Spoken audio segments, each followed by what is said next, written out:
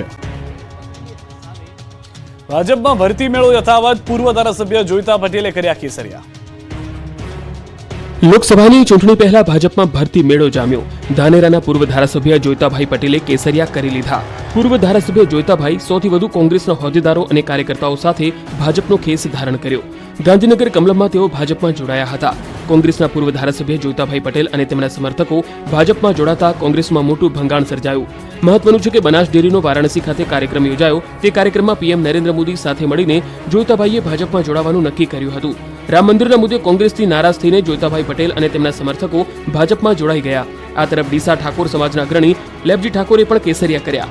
સાથે કાંકરેજ જિલ્લા પંચાયતના ડેલિગેટ ઈશ્વર દેસાઈએ પણ ટેકેદારો સાથે ભાજપમાં જોડાયા। લોકસભા ચૂંટણીને લઈને દિલ્હીમાં કોંગ્રેસ કમિટીનું મંથન યથાવત છે, પરંતુ આ બધાની વચ્ચે સંભવિત ઉમેદવારોના નામોની ચર્ચાએ જોર પકડ્યું છે। આ લિસ્ટમાં પંચમહાલ બેઠક પર કોંગ્રેસ ધારાસભ્યને મેદાનમાં ઉતારી શકે તેવી ચર્ચાઓ શરૂ થઈ ગઈ। સૂત્રો અનુસાર ગુલાબસિંહ ચૌહાણ પંચમહાલથી કોંગ્રેસ પોતાનો ઉમેદવાર બનાવી શકે છે, જેને લઈને ફોન આવી ગયો હોવાની ચોખવટ ખુદ ગુલાબસિંહે પણ કરી લીધી છે।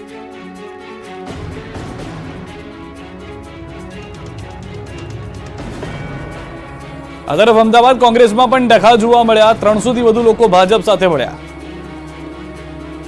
ચૂંટણી પહેલા પક્ષ પલટાની મોસમ ચાલી રહી છે, ત્યારે અમદાવાદમાં કોંગ્રેસ અને આપમાં પણ ભંગાણ થયું। કોંગ્રેસ અને આપના કાર્યકર્તાઓ મોટી સંખ્યામાં પક્ષ સાથે છેડો ફાડ્યો અને ભાજપમાં પડી ગયા। 300 થી વધુ લોકો ભાજપમાં જોડાઈ જતા કોંગ્રેસ અને આપમાં સન્નાટો વ્યાપી ગયો।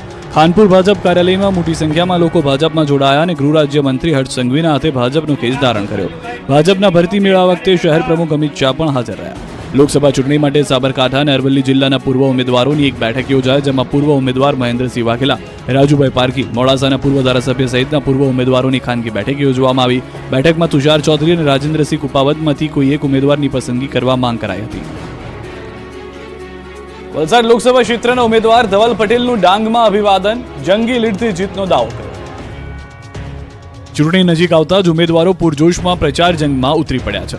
વલસાડ લોકસભા ક્ષેત્રના ભાજપ ઉમેદવાર ધવલ પટેલે ચૂંટણી પ્રચારમાં જંપલાવ્યું। જન સમર્થન મેળવવા તેઓ ડાંગ પહોંચ્યા, જ્યાં તેઓનું ભવ્ય અભિવાદન કરવામાં આવ્યું। વલસાડ લોકસભાના સમાવિષ્ટ ડાંગ વિધાનસભા વિસ્તારમાં પ્રજા વચ્ચે પહોંચેલા ધવલ પટેલે પોતાની ઓળખ આપી। સામે અનંત પટેલ જેવા નેતા છે, તેઓ સવાલનો જવાબ આપતા વિકાસ અને વિશ્વગુરુની વાત કરી, પણ અનંત પટેલનું નામ પણ ન લીધું।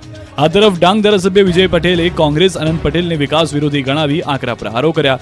વિજય પટેલે પણ ધવલ પટેલને સમર્થન આપવા હાકલ કરી, સાથે જ કોંગ્રેસના અનંત પટેલને વિકાસ વિરોધી ગણાવીને આકરા પ્રહાર કર્યા। મતદારો વચ્ચે પહોંચેલા ધવલ પટેલે પોતાની ઓળખ જાતે આપી અને પીએમ મોદીના નેતૃત્વમાં વિકાસની વાત કરી, સાથે જ જંગી લીડથી જીતવાનો દાવો કર્યો। આ તરફ ભાવનગર ભાજપના ઉમેદવારોએ પણ પ્રચારનું રણશીંગું ફૂંક્યું, લાઠીદળમાં કર્યો પ્રચાર। બોટાદ જિલ્લાના લાઠીદળ ગામે ભાવનગર લોકસભાના ભાજપના ઉમેદવાર નીમુબેન બાંભણિયાએ બેઠક યોજી અને આ સાથે જ 15 ભાવનગર બોટાદ લોકસભાના ભાજપના ઉમેદવાર નીમુબેન બાંભણિયાએ બોટાદ જિલ્લામાં ચૂંટણી પ્રચારનો પ્રારંભ કર્યો। બોટાદના લાઠીદળ જિલ્લા પંચાયત સહિતના લાઠીદળ ગામે કાર્યકરો મોટી સંખ્યામાં ઉમટી પડ્યા। આ બેઠકમાં જિલ્લા ભાજપ પ્રમુખ, મહામંત્રીઓ અને ભાજપના હોદ્દેદારો તેમજ લાઠીદળ ગામના દરેક સમાજના આગેવાનો ઉપસ્થિત રહ્યા હતા। લાઠીદળ ગામે ભાજપના ઉમેદવાર નીમુબેન બાંભણિયાએ જણાવ્યું કે ભાજપ એક એવી પાર્ટી છે કે સામાન્ય માણસને સત્તા સ્થાને બેસાડે છે। બૂથના કાર્યકર્તાથી લઈને સાંસદના ઉમેદવાર સુધીની સફર મને ભાજપે કરાવી છે, તેઓએ ભાજપને જંગી બહુમતીથી વિજય બનાવવાનો હુંકાર કર્યો હતો। નર્મદામાં સીઆર પાટીલનો ભવ્ય રોડ શો યોજાશે, કમલમ નર્મદાનું કરશે ઉદ્ઘાટન। નર્મદામાં લોકસભા ચૂંટણી પહેલા ધમધમાટ જોવા મળી। નર્મદા જિલ્લાના નવનિર્મિત કાર્યાલય કમલમ નર્મદાનું આવતીકાલે રાજપીપળા ખાતે ઉદ્ઘાટન કરાશે। આ દરમિયાન ભાજપના પ્રદેશ અધ્યક્ષ સીઆર પાટીલનો ભવ્ય રોડ શો યોજાશે, સાથે જ પાટીલ જાહેર સભાને પણ સંબોધન કરશે। આ કમલમ અંદાજિત 6 કરોડના ખર્ચે અદ્યતન સુવિધાઓ સાથે તૈયાર કરાયું છે। વિશાળ બાઇક રેલી સાથે જૂની કોર્ટથી નાગરિક બેંક સુધી વિવિધ સમાજના આગેવાનો દ્વારા ભવ્ય સ્વાગત કરાશે। બુધવારે સવારે 10 વાગે સીઆર પાટીલ રાજપીપળા પહોંચશે। આંબેડકર પ્રતિમાને ફુલહાર કરી કમલમ કાર્યાલય નર્મદાનું ઉદ્ઘાટન કરશે। જિલ્લા ભાજપા પ્રમુખ ઘનશ્યામ પટેલ દ્વારા પ્રદેશ અધ્યક્ષનું સ્વાગત કરાશે અને પ્રદેશ અધ્યક્ષ સીઆર પાટીલ જાહેર સભાને સંબોધન કરશે। કાર્યક્રમમાં ભરૂચના સાંસદ મનસુખ વસાવા અને છોટાઉદેપુરના ઉમેદવાર જશુભાઈ રાઠવાની ખાસ ઉપસ્થિતિ રહેશે। આ ઉપરાંત પૂર્વ ગૃહમંત્રી, સાંસદો, ધારાસભ્યો, જિલ્લા પંચાયત પ્રમુખ સહિત ભાજપના વરિષ્ઠ આગેવાનોની પણ હાજરી જોવા મળશે। કચ્છના બન્ની મેદાનમાં ફરી લાગી ભીષણ આગ, 36 કલાકમાં 2 વખત આગ લાગતા અફરાતફરી। બન્નીના ઘાસિયા મેદાનમાં ભીષણ આગ લાગતા પાલતુ પશુઓ માટેનો ઘાસચારો બળીને ખાખ થઈ ગયો। કચ્છ જિલ્લામાં આવેલું બન્નીનું મેદાન એશિયાના સૌથી મોટા ઘાસિયા મેદાન તરીકે પ્રખ્યાત છે। આ બન્નીના ઘાસિયા મેદાનમાં ભભૂકી ઉઠેલી આગના કારણે અફરાતફરીનો માહોલ સર્જાયો હતો।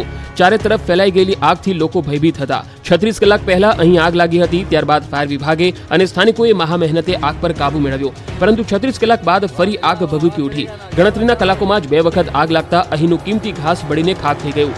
મહત્વનું છે કે બંને વિસ્તારમાં મોટાભાગના લોકો પશુપાલનના વ્યવસાય સાથે સંકળાયેલા છે.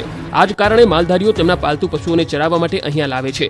આ માલધારીઓ આ ઘાસના મેદાનમાં જ તેમના માટે રસોઈ અને ચા બનાવવા માટે આગ પ્રગટાવે છે. આ કારણથી ઘાસના મેદાનમાં આગ લાગી હોવાનું માનવામાં આવી રહ્યું છે. આગના આવા અનેક બનાવો અગાઉ પણ સામે આવી ચૂક્યા છે. કચ્છના નખત્રાણામાં ડરામણા દ્રશ્યો જોવા મળ્યા. ખતરનાક વંટોળ ફૂંકાતા ખેતરનો પાક હવામાં ઉડ્યો. નખત્રાણાના ભીટારામાં ભયાનક વંટોળ ફૂંકાયો. વંટોળ એટલો તીવ્ર હતો કે વંટોળ સાથે ખેતરોમાં પડેલો પાક પણ હવામાં ઉડવા લાગ્યો. દ્રશ્યોમાં જોઈ શકાય છે કે ભારે પવન સાથે અચાનક જ વંટોળ ફૂંકાયો. વંટોળ ફૂંકાતા ખેતરમાં રહેલો તૈયાર પાક હવામાં ફંગોળાયો. વાલનો પાક અને પાથરણા હવામાં ઉડતા નજરે પડ્યા. માવઠાના મારથી અહીંના ખેડૂતો માંડ બેઠા થયા ત્યાં વધુ એક ઉડતી આફત આવી. તેજ પવન સાથે આવી ચડેલા વંટોળે ખેડૂતોના પાકને મોટા પાયે નુકસાન પહોંચાડ્યું. મહા મહેનતે ખેડૂતોએ ઉગાડેલા પાકને આફતમાં વંટોળે બાનમાં લીધો અને આકાશમાં ઉડાડી દીધો. ધૂળની ડમરી સાથે ફૂંકાયેલા વંટોળમાં ખેડૂતના પાક પણ ઉડી ગયા. ખેડૂતની નજર સામે જ આવેલા વંટોળિયાએ જોત જોતામાં પાકને હતો ન હતો કરી નાખ્યો. ભીટારા ગામના ખેડૂતોએ વિચાર્યું પણ નહીં હોય કે અચાનક વંટોળ નામની કુદરતી આફત આવશે અને પાક તબાહ કરી નાખશે. સતત બદલાતા વાતાવરણમાં કમોસમી વરસાદ સામે બાથ ભેડ્યા બાદ અહીંના ખેડૂતને વંટોળ નામની ઉડતી આફતનો પણ સામનો કરવો પડ્યો. ભાવનગરના મણાર ગામે ખેડૂતોમાં વિરોધનો વંટોળ. ટીપી સ્કીમના વિરોધમાં ખેડૂતોનું સંમેલન. તળાજા તાલુકાના મણાર ગામે ટીપી સ્કીમને લઈને 17 ગામના ખેડૂતો ધુઆપુઆ થયા. અલંગના મણાર ગામમાં ટીપી સ્કીમના વિરોધમાં ખેડૂતોનું મહાસંમેલન યોજાયું. અલંગના 17 ગામોમાં 2018માં અલંગ સેવા સત્તા મંડળ દ્વારા ટીપી સ્કીમ મંજૂર કરવામાં આવી હતી, જેના કારણે 700થી વધુ ખેડૂતોની જમીન કપાય તેમ છે. અલંગ, મણાર, કટવા, ત્રાપજ, મહાદેવપરા સહિતના ગામોમાં ટીપી સ્કીમ તબક્કાવાર ચાલુ કરવામાં આવી હતી. જે ગામોમાં ટીપી સ્કીમ લાગુ કરવામાં આવી છે તે તમામ બાગાયતી વાવેતર સાથે જોડાયેલ વિસ્તાર હોવાથી ખેડૂતોમાં રોષ ભભૂક્યો છે. લોકસભાની ચૂંટણી પૂર્વે ખેડૂતોએ ટીપી સ્કીમના વિરોધ સામે બાયો ચડાવતા આગામી વિરોધની રણનીતિ મહાસંમેલનમાં નક્કી કરવામાં આવી. જો અલંગ વિસ્તાર વિકાસ સત્તા મંડળ ટીપી સ્કીમ અંગે નિર્ણય નહીં બદલે તો ખેડૂતો આગામી સમયમાં ગાંધીનગર સુધી પણ આગેકૂચ કરી વિરોધ પ્રદર્શન કરશે તેવી ચીમકી આપવામાં આવી. ખેડૂતોનો રોષ. 7મા આસમાને ભરૂચમાં વિરોધ સાથે હાઈવેનું કામ અટકાયું.